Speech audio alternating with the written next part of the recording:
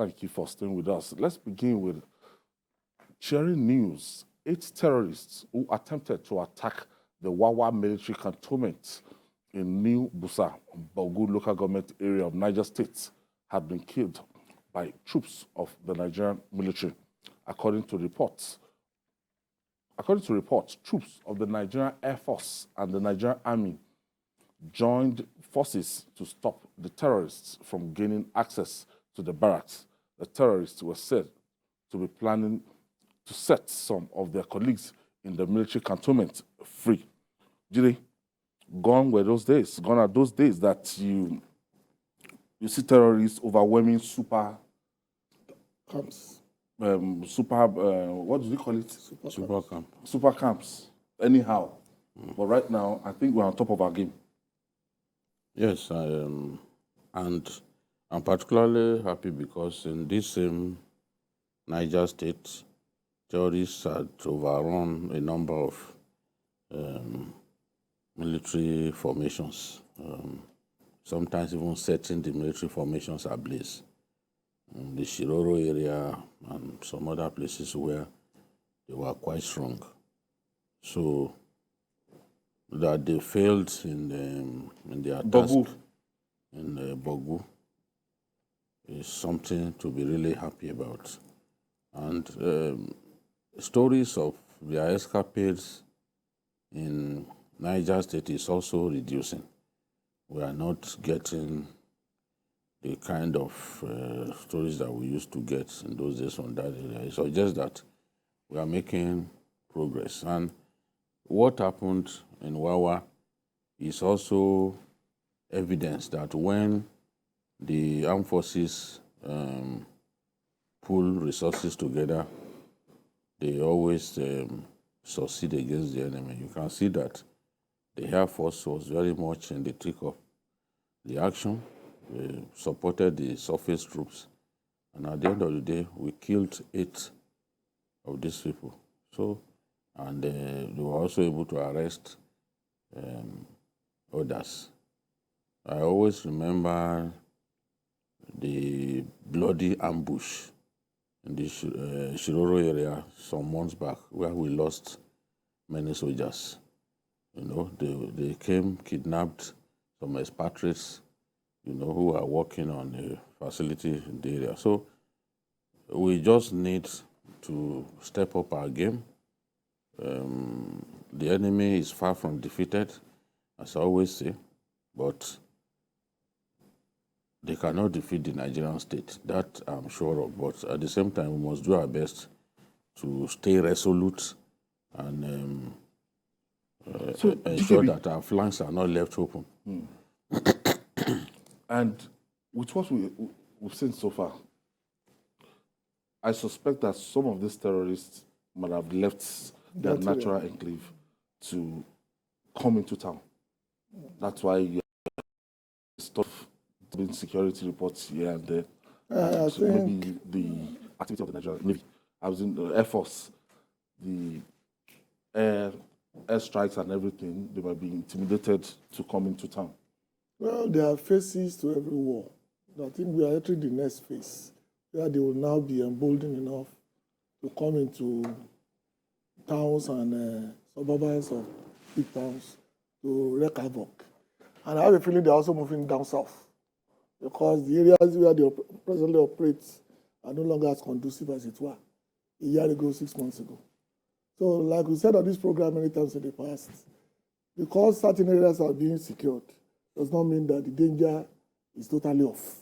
That means they're opening new theaters of war.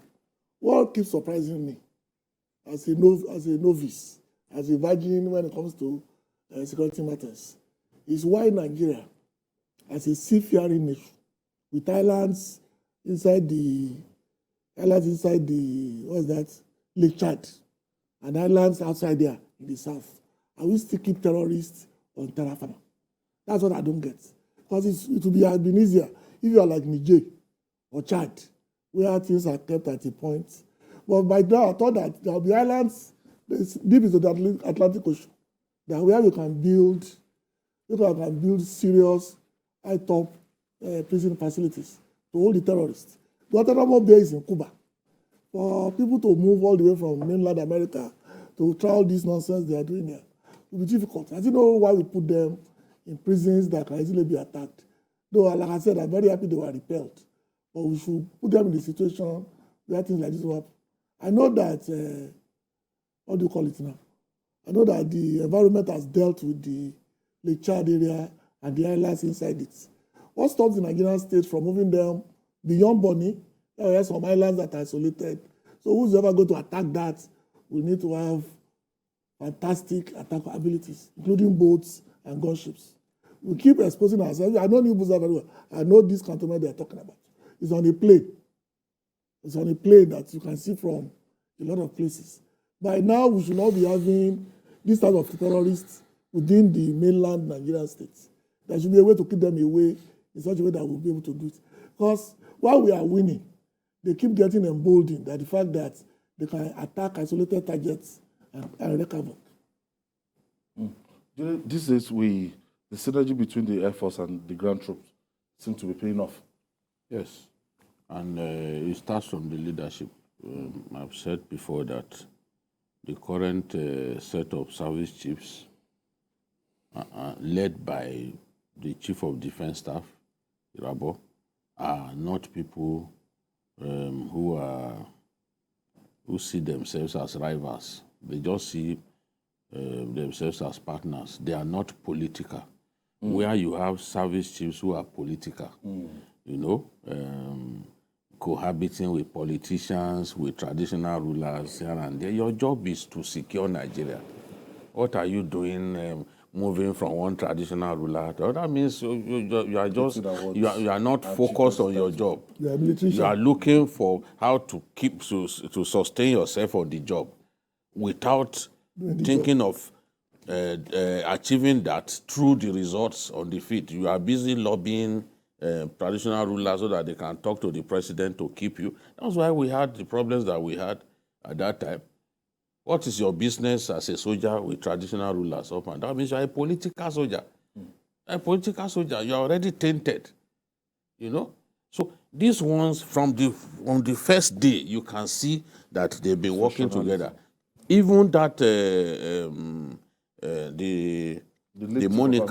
moniker that they've given the war in the Northeast is Operation Hardin Kai.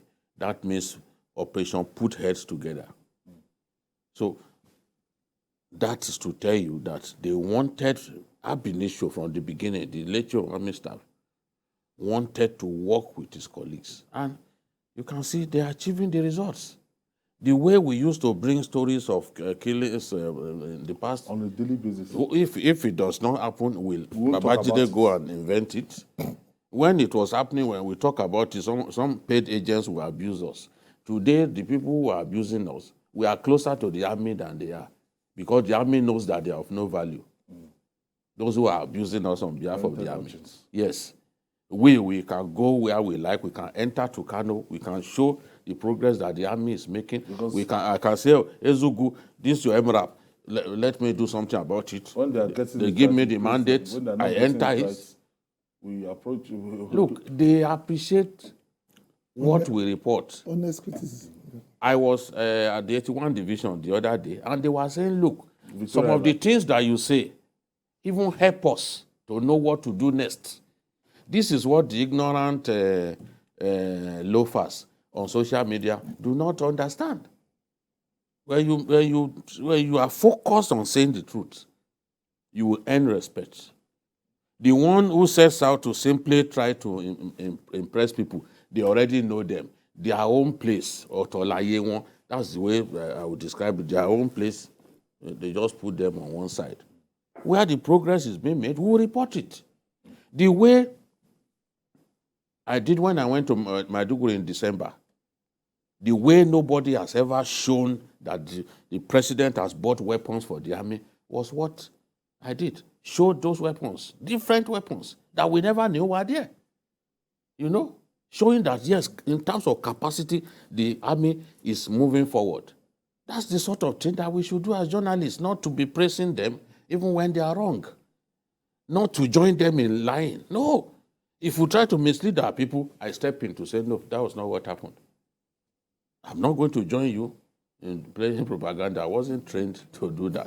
But it won't stop you from respecting me because you know I'm focused on saying the truth. And I'm saying again that the way we used to see stories about the Northeast, are we bringing those stories now? When was the last time that you heard that a super camp was breached? Or that they chased our troops away from their bases?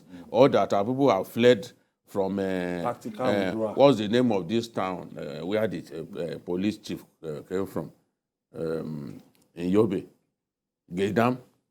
You know, when they chased them away from Gaydam, I talked about it here that they chased our people away. They fled from Gaydam to Niger Republic. That is the truth, and I supported it with a video. One day I was discussing with the Inspector General of Police. They said, you are reporting that even as IG, that terrorists chased away my people from my village. I cannot go. And we just laughed about it. But that's the truth. When progress is being made, we will be there to report it. That is what a journalist should do. And we won't sit down in the office, in our studio, and be pontificating about things that even we can't do. We go out on the field to see what's on ground. That's what separates us from armchair critics of everything that government does.